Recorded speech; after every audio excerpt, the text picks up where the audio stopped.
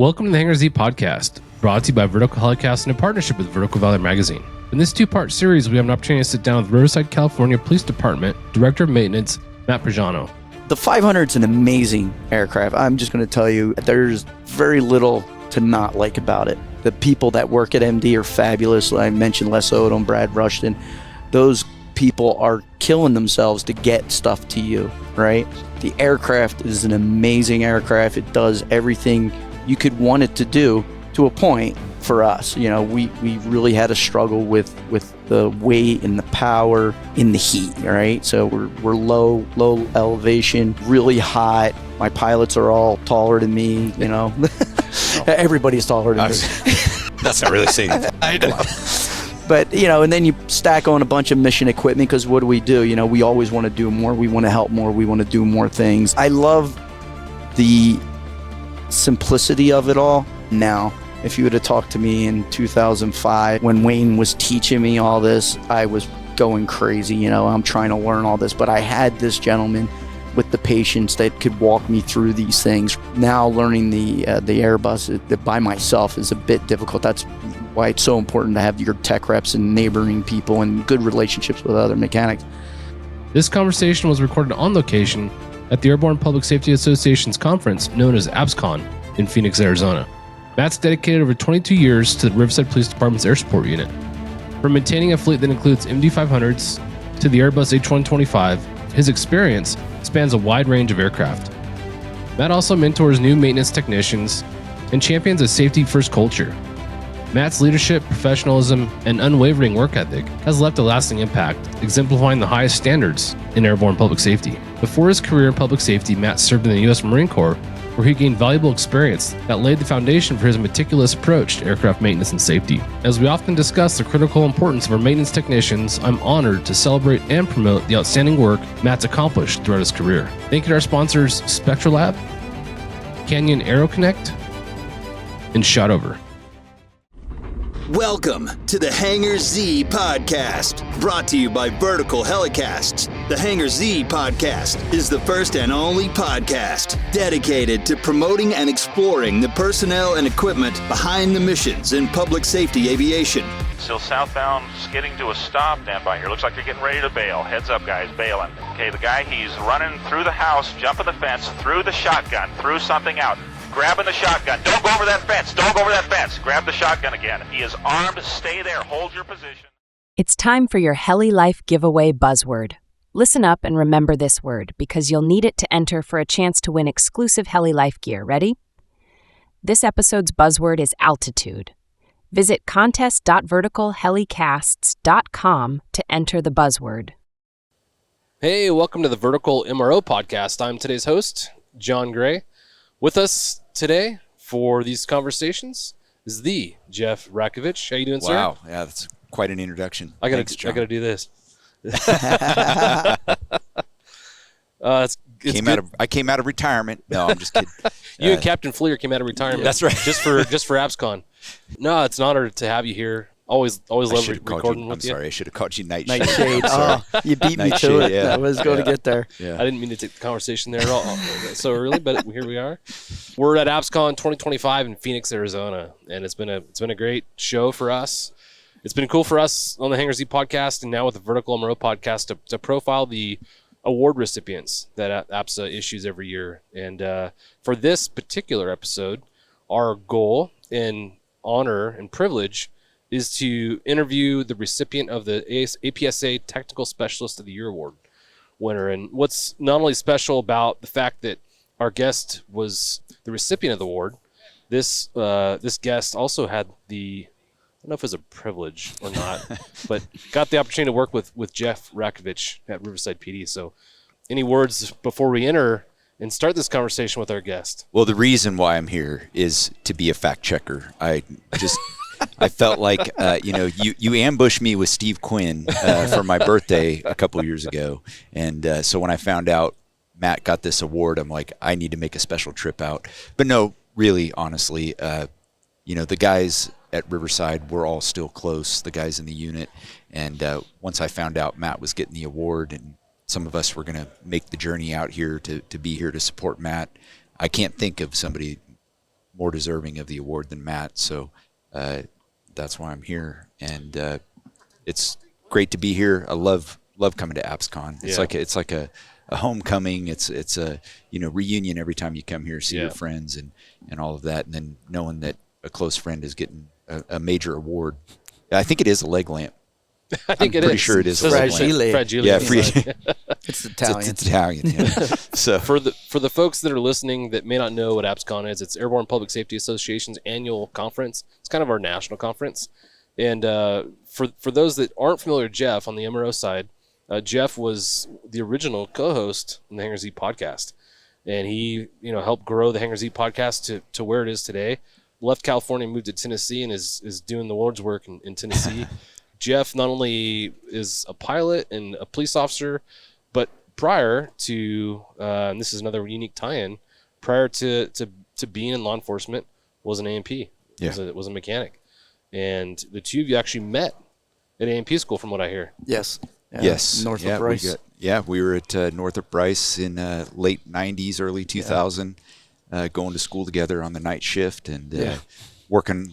I was working at America West Airlines as a ramper, and Matt and I crossed paths there for the first time. And then it wasn't until, I started working at Riverside. I was a relief tactical flight officer and, would come into the hangar every once in a while. And Matt and I started talking and realized that, we went to night classes. Wow. We crossed paths in A&P school all those years ago. And look at us now. Yeah, yeah. We both got glasses. Yeah. I have much gray less hair. And gray. Yeah. Well, I'm going to jump ahead. Usually we kind of dive into your background and talk about, how you got to where you are. But I want to jump ahead to just after A&P school. Jeff had made mention that he went to the airlines. What was your first position out of A&P school? Did you go to the airlines as well, or what was your first job out of A&P school? So I was pretty fortunate. Once I got out of the Marine Corps, I served 4 years at Tustin. A friend of mine put me in touch with a company, Hamilton Standard prop company in Long Beach, and I had been working there. And while I was working there, I actually went to school at night to get my A&P. Once I received it, I had no intention of leaving Hamilton Standard. I was very happy. I was in quality. I was moving up. I was in the NDT department, doing a lot of things, moving through the company. What was it, 2002, they announced the closure that Christmas, and everyone got let go, from the janitor to the president. And I scrambled for a position, and that's when I ended up at Riverside PD. Okay. I interviewed. It's a crazy story. I applied the day I got the announcement. So we got back from Christmas vacation. We got our layoff notices, but because I was part of the quality department, I was able to stay till the end. So good and bad. I got to watch a lot of good mechanics leave, but I also got to stay. And I immediately applied, had an interview in, I think, February, probably the worst interview I've ever had in my life. My predecessor, Wayne Young. I mean, I'm pretty good, the softball questions, but when it got to the nitty gritty 500, because we were running the 500s at the time, and he was super, super hard. And during the interview, I was spiraling. I was out of it. And the chief pilot at the time, Paul Benoit, leaned back and he was like, "Hey, maybe take a breath." And I was like, I'm gonna stop the interview. And I said, I don't know if I misrepresented on my, on my resume, but I have no experience on this aircraft.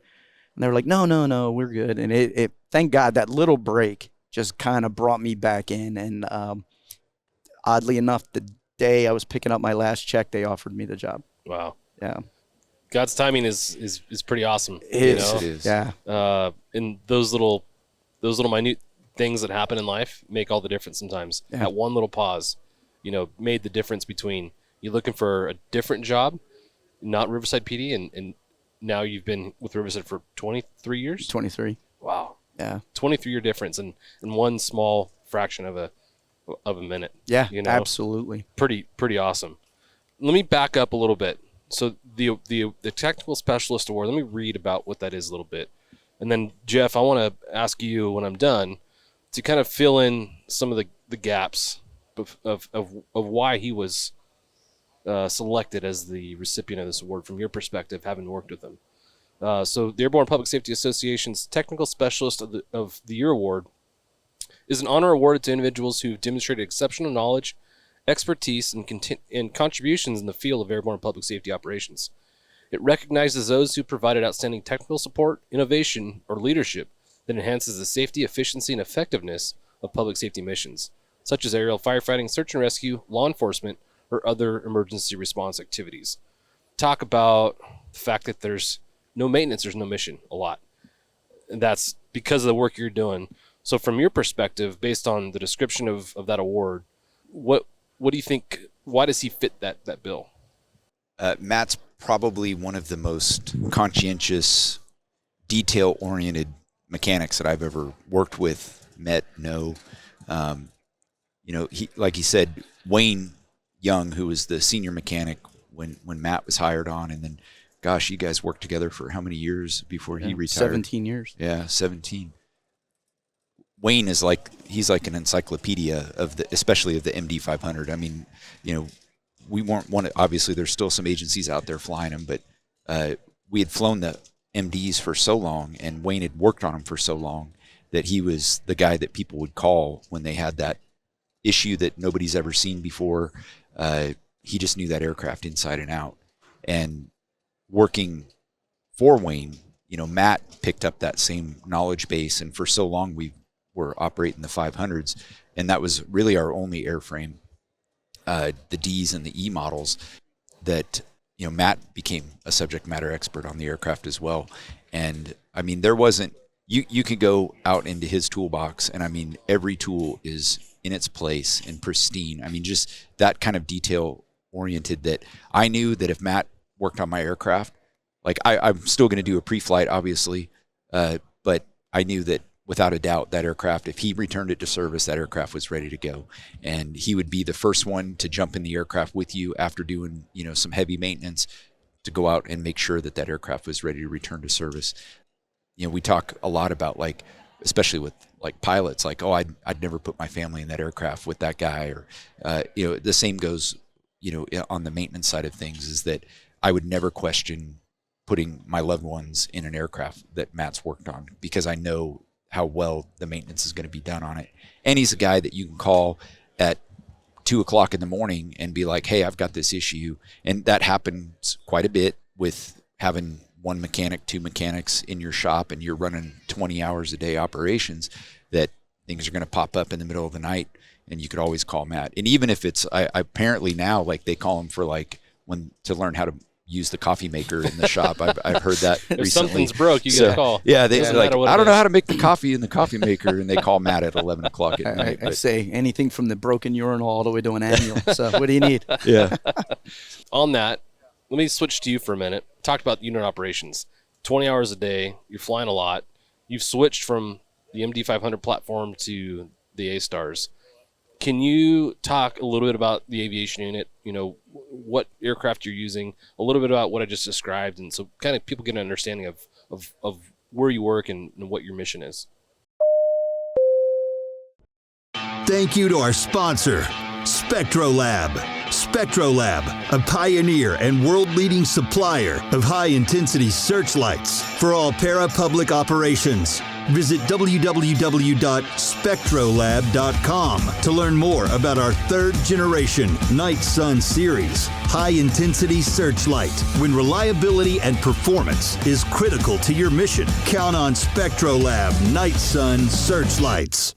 Well, when I first got hired, we had 4 500s. We had 2 Ds, 2 Es. We were budgeting for about 800 hours a year per ship is where we really were. We moved out, sold a D. It had 23,000 hours on it. Sold the second D, 23,000 hours, or 22 or so. And we picked up an airplane. We had the Cessna T206 for a little bit. And then the city kind of just made the decision. It was a long process of thinking, figuring out which aircraft best suited what we wanted to do in our mission and how we would grow. and the Airbus, the B3E was the one. It's a great machine, but we're flying right now about 1,200 hours a ship, and is where we are. We're trying to bring that back a little bit, just for budget reasons and maintenance reasons. It becomes a tough thing when we're doing the fire mission, we're doing a lot of things, and I don't believe maintenance should ever dictate, your flying. I mean, obviously we have to work in conjunction, but there should never be a time that I'm not trying to make things mission ready all the time. Obviously things happen like overspeeds and things of that nature. We just had one of those, which hurt. When you're a 2-ship aviation law enforcement shop, 2 aircraft is tough enough. And when you're putting that many hours on it and you're doing a lot of good work, my pilots are amazing. It makes it hard. Yeah. Going from one platform to another there's so much training and learning that's involved in that. There's bound to be something that happens, unfortunately. He had an overspeed. Can you talk about, from your perspective, some of the steps you took the investigative steps, the troubleshooting steps you took as a maintainer, once that ship, you identified there was an overspeed? How did you address that, and what did you find that may have or may not have been interesting? Well, and the nice thing is, and I believe this, is my pilots and I are very, very close. I don't know of any other agency that has the relationship that we have, and like Jeff and I have had, and it's not just my pilots now, it's all the pilots that have gone through that I've been there for. Truly, I believe all of them to be friends, and I would in a minute take a phone call from all of them. The pilot that had the overspeed called me immediately. If obviously it tells on you, there's no way around it. We learned a lot because the APSCON camera should have told us exactly what happened. I learned that every time you power cycle the thing, it actually it takes away a block of recording. So when they landed, they're power cycling it and they're taking time. And then, of course, we come in. Of course, they grounded it because we had the other ship and they were flying that. We power cycled it so many times that we overwrote what we could have seen as to what he had seen on the gauges. And he went into the F2. So it wasn't super, super bad, but it was out of the first kind of everything you can look at it in-house. We had to send everything out for inspection, set us back. I learned a lot about that camera, and my pilot felt terrible. I mean, right. and that meant a lot to me, because you hear of people just, it's broken, and they just walk away. I have never encountered a pilot with that kind of attitude. Maybe I'm just fortunate. I don't know what it is. I'd like to think it's the relationship that I build with my pilots. We all care about one another. We do things outside of just work. And I treat it as, when I'm working on the aircraft, I'm not just working on the aircraft for them. I'm doing it for them and their families, because the last thing you want is an incident. Yeah. In the initial parts of the investigative troubleshooting steps you took, was there any visual indicators that there was an overspeed, or was it all just the internal sensors that were telling you there was one? Yeah, it's just the VEMD tattling, and that's really it. The fault code, it lets you know right away. And visually, there is really nothing that I could see. And again, I'm sure that's why you have to send it in. The blades had to go to Airbus. I have a great relationship with the advanced helicopters and Adam, and he facilitated everything, because again, I'm so new to the aircraft, right? And I'm lucky in the fact that I'm in Southern California, and all the neighboring agencies such as, Riverside Sheriff and Ontario and San Bernardino and Anaheim, they've been doing this for a long time. So, when I need something or I need help, I can always pick up the phone, call Luis Morales or Jose or, any of these guys. And I'm very fortunate in that also, where we have a good relationship and they are always willing to help. And I'm not new. I may be new to this, but they're not. So, they're like, okay, take a deep breath. It's going to be fine. Let's see where you were. And I can't say enough about the tech reps, Jeff Marzano and Bob Snow. I mean, it's just phenomenal help and support. And it happened on a Saturday, and I pick up the phone. I call just about every one of those people because I'm at home, and they walk through it all, and it takes me from here to here, and again, being by yourself, or even having another mechanic that's fairly new, it's a bit stressful. You have a lot of stressors. What are we going to do? How are we going to keep mission ready and things of that nature? So you talked about the camera. You said you learned a lot outside of the power cycling. I'm assuming if you went back and had to do it again, you would omit the power cycling so you could capture the data from the camera. But aside from that, was there anything about the camera that you learned that may be of interest to folks that might find themselves in that same situation? I will say, get ahead of it. It's not super easy to. It is once you know. It's one of those once you get through it and do it. Well, we have a SOP now where if there is an incident, or they're obviously not super drastic, but if it's something like that, where it's just a matter of returning to their hangar, and the immediate thing to do is pull the breaker on the camera. That way we cannot do it again, because again, learning these things will help in the future.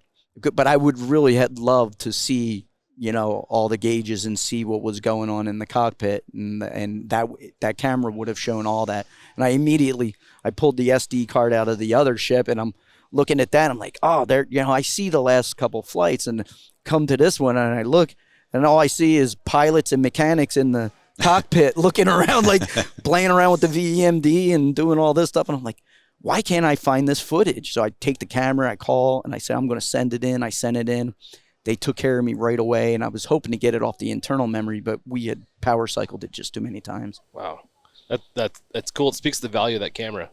Absolutely. As a pilot, I think Jeff and I have both heard stories of people hanging caps or hanging something off those cameras because they don't trust what's being captured in Big those. brother, man. Yeah. There's a lot of value in that data, right? Yeah. We were really going to use it as a learning tool. We wanted to sit down. I mean, the one thing my chief pilot, Chris Tavaloni, and I years ago, and we were at I think it was APSCON Reno. We were sitting around like poolside after hours, and we're like, one day this is going to be our shop. Like Wayne Young's going to be gone, and Dave Mullins and all these senior guys are going to be gone, and this is going to be our shop. And where do we want to be, and what do we want to have? And one of the biggest things was a just culture. We wanted to have that instilled in everybody, not just us, but our command. And we had just gotten a brand new lieutenant, and he's still trying to wrap his head around budget numbers and things of that nature. And then boom, we hit him with an overspeed. And so now we're having to explain to him to then go explain to the higher ups, because they're not aviation guys. Obviously trying to explain something at that magnitude just in sheer cost. Of course they want to say, well, I think the police officer comes out and they're like, well, we want to do an investigation. It's like, well, hold on. Like, this is where we are. And this is something that's pretty common in our business. And the best way I could equate it, and the only thing I could really tie it to, is a hot start in a 500. It stinks. It's terrible, but it happened. It's part of the job. I mean, I've had exceedances before they changed the requirements where you would have to pull the can and do a visual check.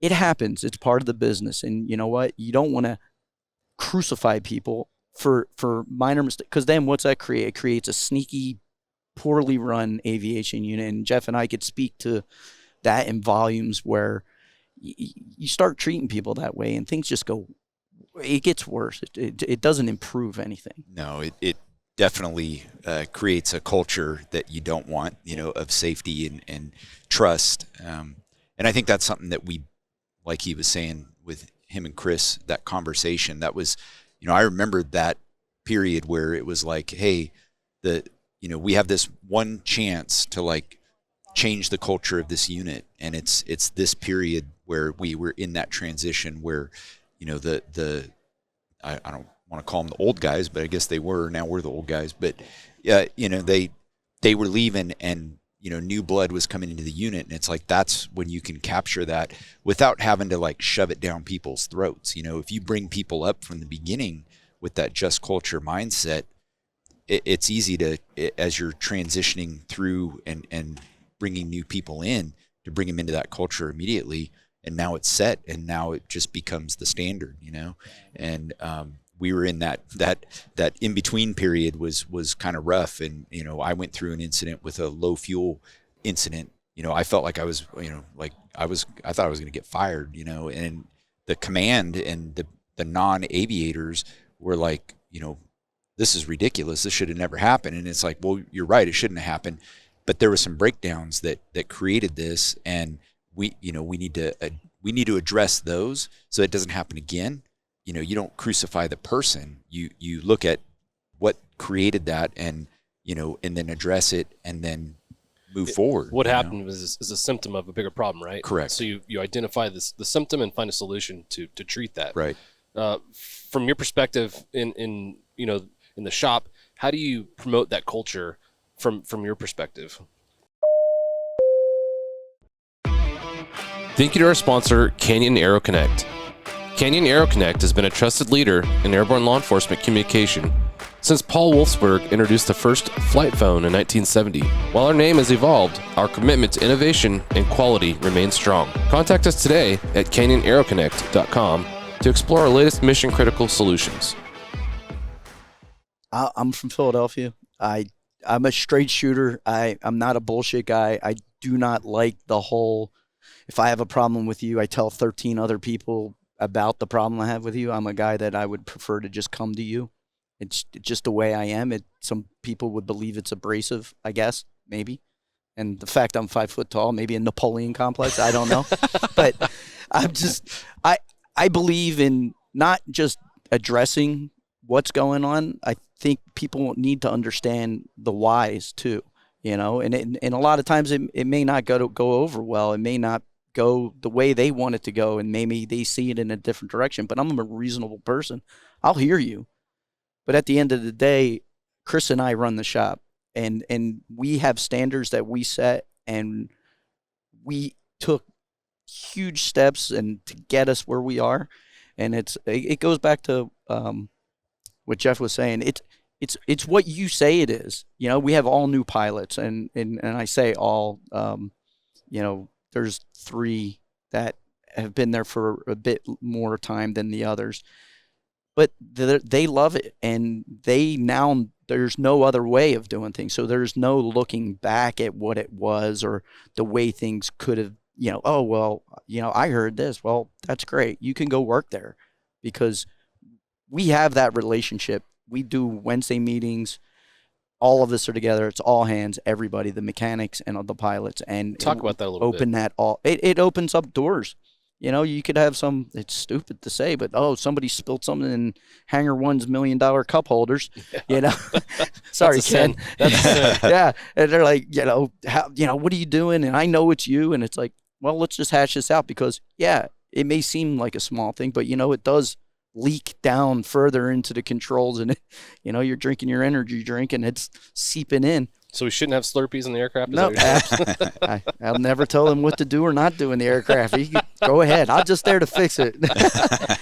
But I think the biggest thing that came of all that, and I always say this, Jeff and Mike Dillon out at SLED, I really wish they were at the hangar now, from where it was to where it is now, because it is a different animal, and it wasn't like a terrible thing. It's just different, and I enjoyed those years, and those pilots were all great. It's just different, but it wasn't where we are today, especially with the B3. It's a much different. I don't believe it's as forgiving as the 500. The 500's a bit more forgiving, my opinion. Yeah. So going back to the weekly meetings, is the purpose that would be a safety meeting? Is that what you guys are qualifying that as, or is it something else? It could be, pick on somebody. Yeah, no, it's not supposed to be that. But more importantly is, you have some units will have meetings where it's, the pilots and TFOs and but we always had Wayne and Matt, the mechanics in there with us, and we go around the room and, kind of like in seniority order, guys, any issues guys have, bring it up, maybe we're going to brief training, or, we're going to do some training, or whatever the case is. But it's a way, it's the only day, Wednesdays were the only days where everybody was going to be at the hangar. And with the overlap between, the day crew and the night crew, and everybody's there, as a unit, and including the mechanics. And then they obviously have an opportunity to talk about any inspections that are coming due, and, or, hey, we need to, be mindful of flight time because we're going to roll this one into inspection. And, it seems like more of a juggling act now with just 2 aircraft. That's the least amount of aircraft the unit's had in ages. I mean, yeah, we've always had, plenty of aircraft to go around. And then we had the airplane for a while, which that came in when I was there. And at the time, we had enough guys that were airplane qualified that we could fly the airplane. Once I left, Mike left. That left Chris as like the only airplane guy there anymore, and he's too busy training and he was running CFI the unit and training new pilots to fly the airplane. But so that gave us another capability and another option if an AD came out that had to be complied with, and the aircraft are down. So I'm sure it's probably more of a headache for Matt now with just 2 aircraft and all these guys that are. And what was always nice about our unit is that with this new generation especially, is like guys are eager to fly. Guys want to go out and catch bad guys and do the work that we're expected to do. And so I can only imagine it's probably sometimes a mess when it comes to rolling aircraft into inspections or whatever. But that unit meeting gives everybody an opportunity to be on that same sheet of music, and it's great. And because I'll be honest, like every morning, if you're on the day crew, every morning, like you get your cup of coffee, and we'd go in and sit in Matt and Wayne's office and solve the world's problems and hang out. And he mentioned it earlier, like, we all knew each other's families and our kids and everything. It was a very good family environment, at the hangar. And that extends. I mean, I've coming from a maintenance side as a crew chief in the Army on Blackhawks and stuff, the pilots that endeared themselves the most to me were the guys that treated us as equals. And so becoming a pilot and working with these guys, we are equals. We all have a collective mission, and their side of the maintenance side of it to support the flight operations, and that's what we go out and do every day to support the men and women on the ground in our communities.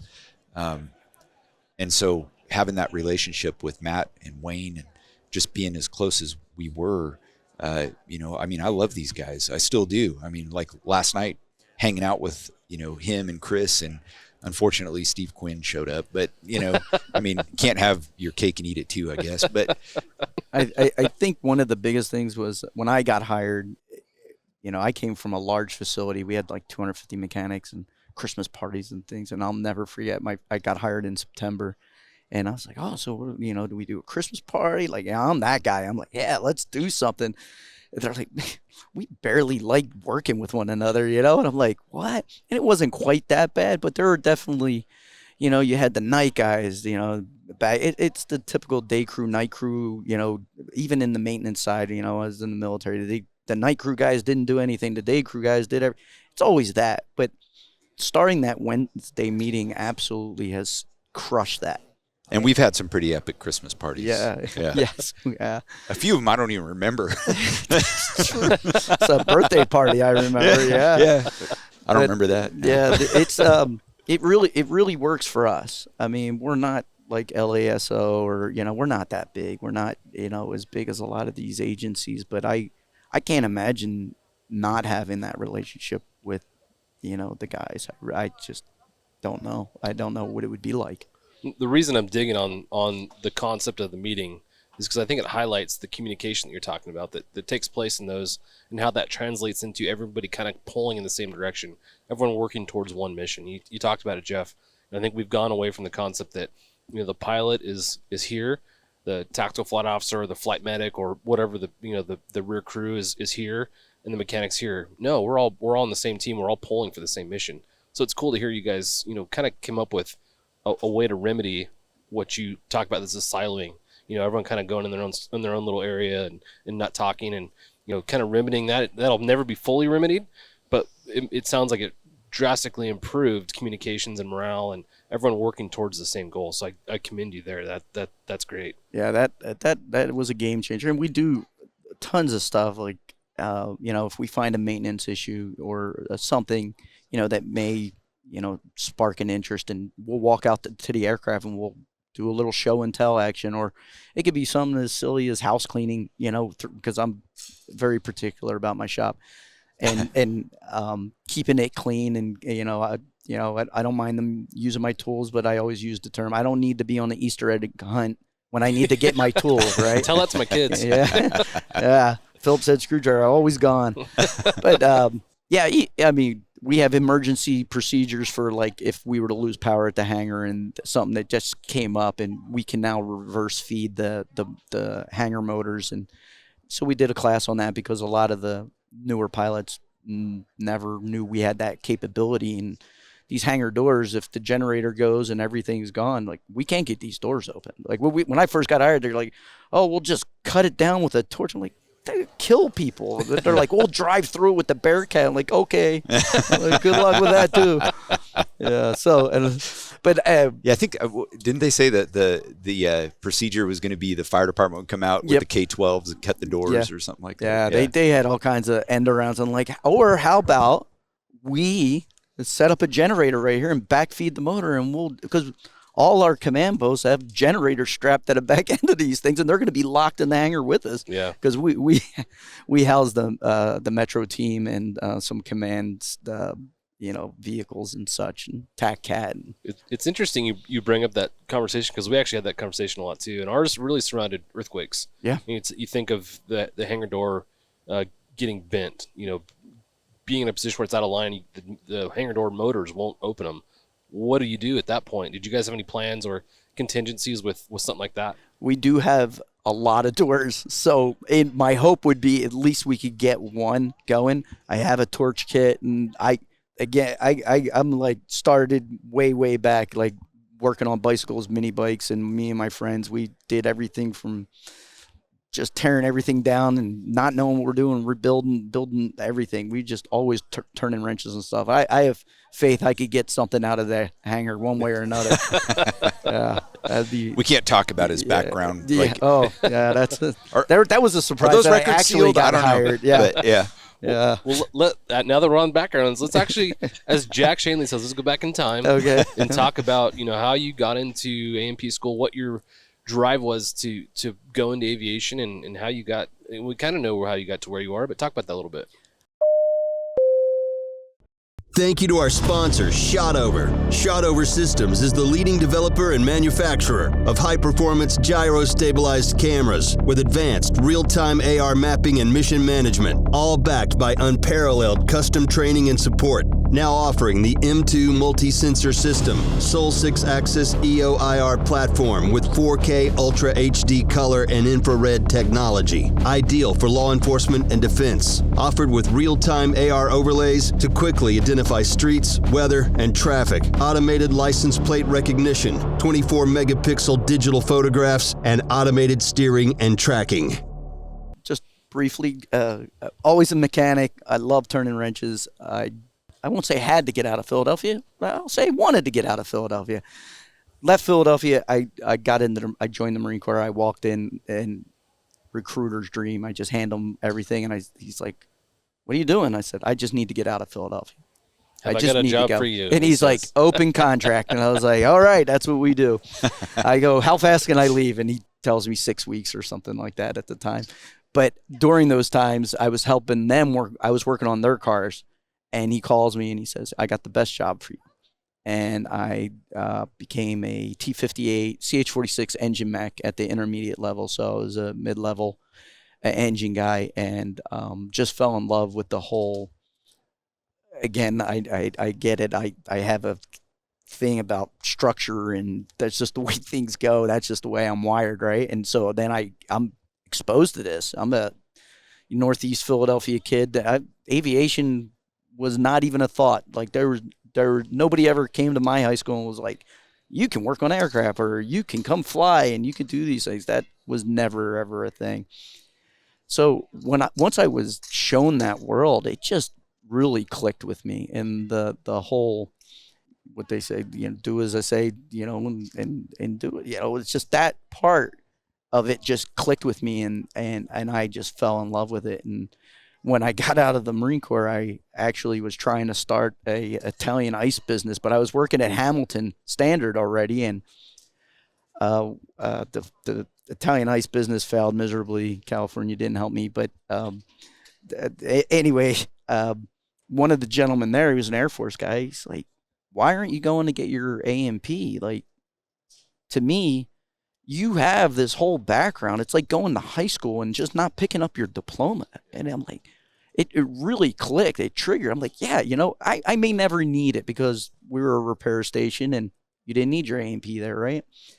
But I was like, you know what? Yeah. So Hamilton, which is United Technologies, which is now, I think Raytheon owns them. I think it's the new Raytheon Technologies. They paid for me to go to AMP school, and my wife and I had just bought a house. It was a heck of a schedule. I'd go to work at 5 to 4:30 in Long Beach and be at LA with Jeff at 5:30, and we'd get off at 12. And we did that, and it was tough, but in the end, it's the things, like you said, it's the little things. And a very good friend of mine kind of pushed me. Him and I were both in the Marine Corps together. He's now a fireman in Vegas, but he was the one that really drove me to do it. And that other gentleman, and he's like, he's right. Like, why aren't we doing this? This is crazy. We should get this, because once you have it, they can't take it away from you. And I was like, yeah, it's brilliant. And it's taking care of my family so well. I can't speak enough to that, and I can't say how much I appreciate Wayne Young, because he kind of took a chance. I get a little choked up about it, because when he retired, it really hit home, because him taking a chance on me. Here I am, engine mech from the Marine Corps, a little bit of boat time and like helping out with the air crews and doing that, and then go into Hamilton Standard. I was like a blade guy, and then moved into the hubs and components and jettison pumps and NDT, and then quality, which is a real niche that I really enjoy. To him giving me an opportunity to and mentor me in on this helicopter, and I just can't thank him enough, because it's given me all this, and I don't know how to ever repay him. But during them early years, it wasn't just Wayne, and I can't thank all the people enough, because it's people like at Helimart that I'd call, because I'm so new to this, and I'd say, hey Jay, I need this, and I'd rattle off a part number. He's like, yeah, Matt, I don't think that's what you want. And I'm like, no, I think I do. And he's like, no, you want this, and it's a -21. And I'm like, oh, you're right, that is what I want. No, dude, you don't want none of this. Yeah, exactly. And it just carried on. I mean, Heroes at Heroes Inc., he's another one that, like, I think that's what makes our niche in the world great, because there are so many people. It's there, the support's there, and there's so much knowledge out there. And to reach out and to have people to help you along in those times, you can't say thank you enough. But people calling me about 500 problems are weird. Like Jeff said, somebody will call me, oh, I got this crazy thing, and this is happening, and that's happening. I'm like, did you check the last Americans in the tail? He's like, no, why would I even look at those? And I was like, well, that sometimes is a symptom. And oh my gosh, it's that. It's just one of those things. I have a book. I have a spiral notebook of crazy things that we ran into.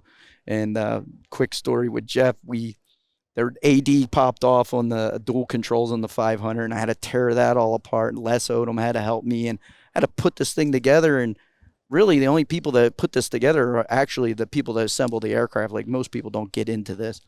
And Jeff, actually, I was like, Jeff, please be my pilot today, because I got this all back together. And we just hover taxied for a little bit, and off we went. But Jeff was my go-to pilot. There's a few over the years, but he is absolutely one. That's still recording, right? We got that on record. Okay. Well, it's going back to what you're saying just a minute ago. Yeah. You're talking about someone taking a chance on you, and you're talking about mentorship. And I think we can all think of that one person who gave us the shot to get us to where we were.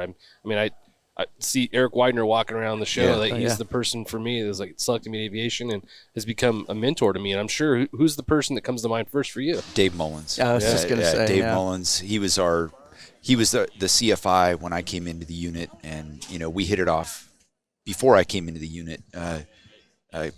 And really because of John Fears. And John Fears was one of we interviewed him years ago on the podcast. John was Dave's mentor, and came in, and Dave taught me how to be a pilot. And, you know, he had all those connections in the airborne law enforcement community because he'd been doing it for so long. You know, it was like he passed the torch. And, you know, Matt was talking about Wayne mentoring him. I think that's one thing that we really developed in our unit. I mean, we did get some byproducts of that, like Steve Quinn, but, you know, I think we've done a really good job in that unit of bringing guys up. And, you know, Mike Dillon had no desire to ever, you know, never crossed his mind to be a pilot in the aviation unit, wanted to be a canine handler.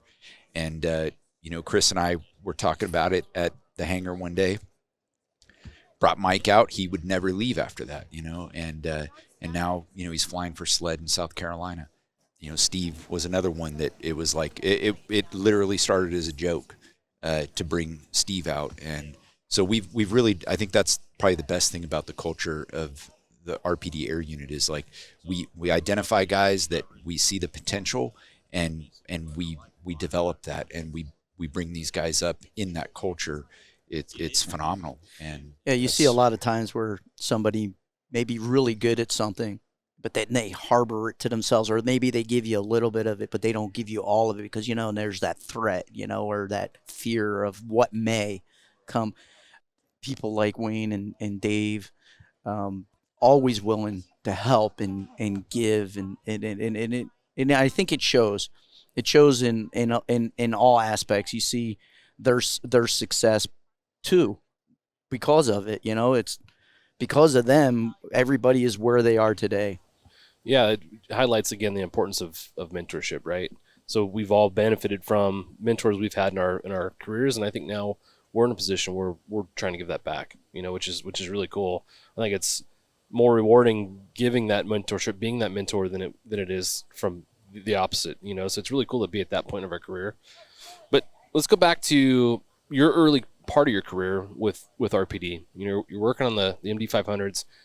Talk about what you liked about the MD 500. You worked on that aircraft for how many years total? Oh, that would be 21. 21 years. Yeah, 21 years. So you filled up a binder full of tribal knowledge in those 21 years of that 500. What did you like about that? No hydraulics. That's actually, it's not as bad.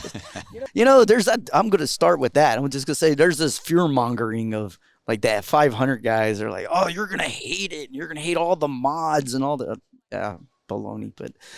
But the 500 is an amazing aircraft. I'm just going to tell you, there's very little to not like about it. You know, if you're not going to like something, you're not going to like the struggles they have with, you know, supplying parts and you're going AOG for, you know, main rotor gearbox and things of that nature. You can get angry at that, but the people that work at MD are fabulous. I mentioned Les Odom, Brad Rushton. Those people are killing themselves to get stuff to you, right?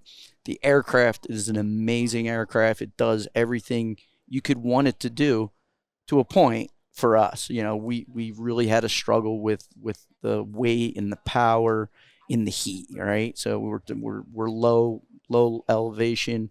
We're really hot. My pilots are all taller than me, you know. Everybody's taller than me. That's not really saying anything. I know. But, you know, and then you stack on a bunch of mission equipment because what do? You know, we always want to do more. We want to help more. We want to do more things. And I love the simplicity of it all. And I say that now. If you would have talked to me in 2005 when Wayne was teaching me all this, I was going crazy. You know, I'm trying to learn all this. But I had this gentleman with the patience that could walk me through these things, right?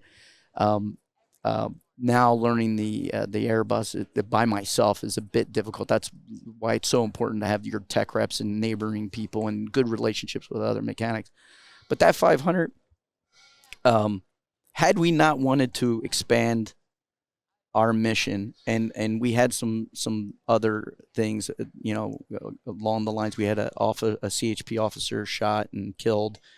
And that was very difficult because we tried to take him out. He's a taller man, and he got his legs out one end, and the TFO is holding him on the other side, and they're trying to get him to the hospital. And that it's a lot easier in a bigger ship. So you're constricted on what you can do. And I know we had a gurney kit and 3.8 Alpha which we never used, but it was there if we needed it. And that was one of our early D models.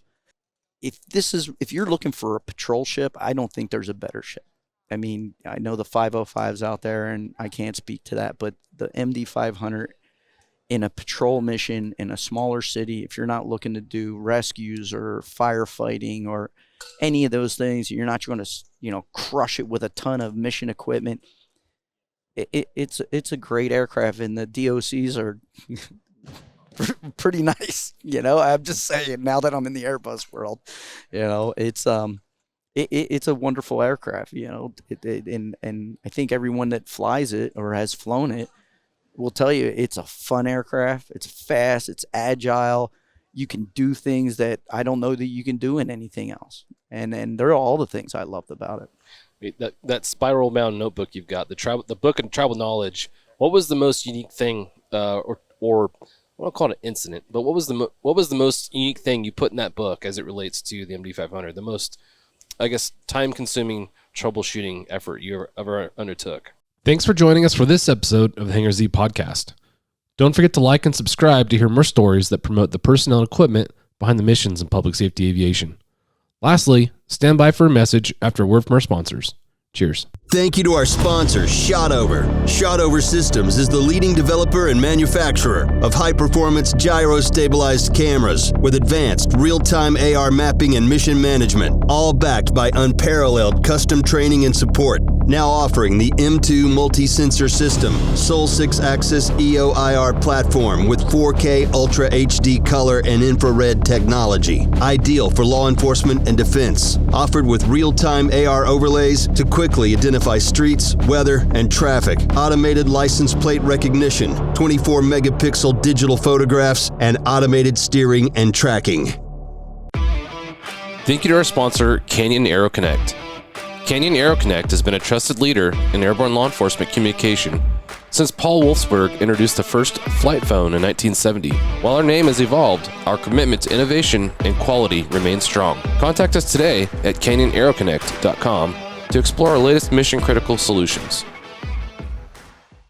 Thank you to our sponsor, SpectroLab. SpectroLab, a pioneer and world-leading supplier of high-intensity searchlights for all para-public operations.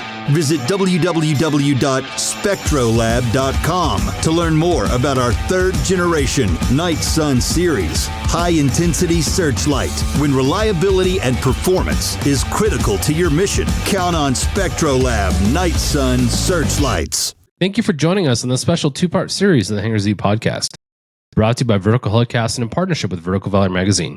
We had the privilege of sitting down with Matt Pagano, the Director of Maintenance for the Riverside Police Department's Air Support Unit, to hear about his incredible 22-year career spanning from maintaining a diverse fleet of aircraft to mentoring the next generation of maintenance technicians. His service in the Marine Corps laid a strong foundation for his meticulous, safety-first approach that continues to elevate standards in airborne public safety. Matt's leadership, professionalism, and dedication embody the highest ideals of our industry. We're proud to celebrate and highlight his outstanding contributions.